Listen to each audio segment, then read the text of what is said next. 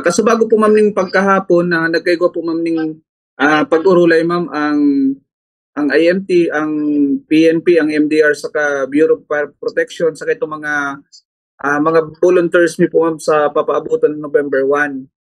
Napag-ulayan na po doon itong sa security preparation saka itong sa deployment of personnel na gigibo mi po dito sa Banwaning Magaraw. Halos sa 100% planchado naman po ma'am sa muyang paghahanda and hinahalat mi na lang po itong D-Day ma'am sa November 1 po. Igwa po kami ma'am ning duwang kampusan to sa ro po ma'am sa Barangay San Isidro and then sa ro po ma'am digdi sa Barangay Santa Lucia. Not ma'am itong regular na ma'am na nagbabalik-balik ma'am sa sa paglawg sa kampusan to. Ito po mga itong mga ipinagbabawal diyan itong pagdaraning mga inumon po. Kasi po bawal talaga po mag-inom sa lawg kang kang kampusan to. And then prior po or bago po maglawg naman sa kampusan to, nagkakandak po ning nag-inspection po ang nag-inspect po ning mga dara itong mga deadly weapons po na pwedeng darawon kato po mga mabisita aro po kang balisong, kung may badil, may sundang. Kasi po nahiling ko niyan halos nagre-relinig naman siguro sa D-Day may na pong dahilan para magdara po kita ng araw kang sundang o kutsilyo, bawal po 'yan. And sa naugmanga ni po ako ma'am kasi ma'am kasubaago halos may mga volunteers ma'am po na na matarabang sa muya arog kang kabalikat po, arog kang guardian, saka ito pong itong mga matabang sa traffic management sa PNP Magaraw na talaga pong dedikado man na maserbisyo sinda po sa November 1. Ito pong mga bawal na ito, asahan po ninda na makipag-cooperate lang ta. Ang gusto mi man lang po itong safety, kang gabos pong mabisita duman sa mga pamilya ninda na nagkalikod sa Kinaaban. Pagloob po duman sa may kampusan to or duman sa may gate po, may responsible na PNP personnel po kita dyan ma'am na ma-check ma'am ka mga dara-dara po ninda mga gamit. Tangani pong maiwasan ta po ang untoward incident na pwede pong mangyari. Saruman po yan ma'am sa naihiling ko or na-obserbahan ko sa pag-ikot-ikot naman sa mga kampusan to. May nagdadala pong mga radyo, itong mga Bluetooth po baga speaker na ginagamit din tayo man itong time na na nag-uuruli man po itong ngunyan nga ni po na matiimin na may mga hali ng Metro Manila kasi long weekend po pag ngunyan. Ayun man itong tamang ito pong nagtitripon-tipon itong mga pamilya pero po siguro po na lang po kami from time to time maikot po kami duman sa loob kang kang kampusan to kang San Isidro sa Santa Lucia. I-remind me na lang po sinda ma'am na kung mapipili itong tamang minimum lang ma'am volume bako man itong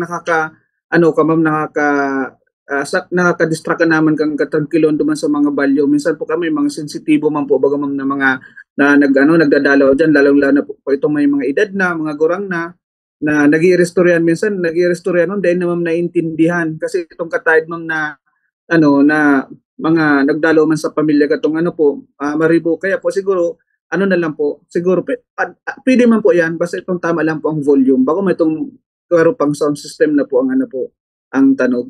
Definitely ma'am mapapayagan mi man sinda ma'am sa pakikipag-coordinate po sa tuyo ma'am na sa MDR sa licensing pero po mamaya may designated na ma'am na itong lugar lang sinda kung saan sinda po malaga itong mga paninda-ninda. Kasi mamang iniiwasan tamang po kung sain-sain lang sila nag-aralag. Minsan po ang flow kan traffic ma'am. Kaya po may talaga po i-maintain na buwelo itong sa parkingan. Siguro kasubago nga ni ma'am yaon ma'am si Kapitan kang Santa Lucia, si Kapitan Rivera saka ito pong digdi sa San Isidro, si Capdon senior po. Saro po yan sa pag-uulayan sa barangay kasi kung saan mapayag sinda malag po katong mga paratinda po. Pero pwede po ma'am kasi ma'am taon-taon man po yung man po yung ginigibo. Basta para lang sa part kang PNP. Dahil lang po maka sagabal po duman sa kang traffic. Dahil lang po maka-obstruct. Igwa po kita ma'am naka-assign diyan na medics. Igwa po kita diyan itong sa rural health unit kang kang Magaraw sa Pangilot po kan sa Mabuta sa Maygos na municipal health officer si Dr. ma'am Darlene Mansera Grahida ma'am na 24 hours man po sila ma-duty. Bali ma'am ang setup ni araw po kani ma'am. Digdi sa Santa Lucia, composite na po kami diyan ma'am. May PNP nakaparada diyan sa patrol car. Ang Bureau of Fire ma'am, may fire truck diyan ma'am na standby po. And then ito po ma'am ambulance kasi ang ambulance may di ma'am bastante man po. Kundi po ako nagkakamali, nahiling ko po rin mga 4 po ang ambulance or mga tulo. Gabos po yan ma'am i-utilize sa D-Day sa November 1. Dito sa San Isidro, gaman po din ma'am ilalag na na ambulance, may patrol car kita dyan, police, gabos ma'am, composite, BFP, saka itong MDR. Ang MDR ma'am may ambulance, kaya po talaga pong full force kami sa sa November 1 kasi paghahandaan ta po yan igo diyan mga minsan may hilo, minsan po may mga may edad na na minsan nag-ano ang ginhawa, may pahingaluan po kita diyan na pwede sinda magparapahingalo and tatabangan ni Pusinda and then alalayan ni Pusinda. Po naman mga ngapudan ulit po ako ma'am sa lalong-lalo ma'am sa mga taga Magaraw na ngunya napapaabutan na November 1, inutinot ma'am itong kapag naghali sinda sa harong ninda, pasiguraduhan na maray ma'am na nakalak ang harong kung may pong matada na tao kung gubusin na masarabay-sabay or mas okay siguro ma'am magpalitan na lang siguro dahil para makaiwas po kita sa man ng mga insidente, baka po may magsalisi diyan or maghibo ning maraot dahil aramin dayon sa sa kampusan to ang mga tao niyan. Sigurado lang po kita sa itong kaya po pirmi kami nag-ikot itong sa crime prevention tips para mayo kitang maglaog na insidenteng araw kayan. Pangadua po sa mga maduman sa sa kampusan to, ulit-ulit may man pong pagsasabi na ito pong mga bawal dahil na po pagdarahon. Siguro sarong beses man lang yan sa sarong taon, siguro makipag-cooperate na lang sa and then respeto po itong ibang tao na na yaon man duman na nagbibisita.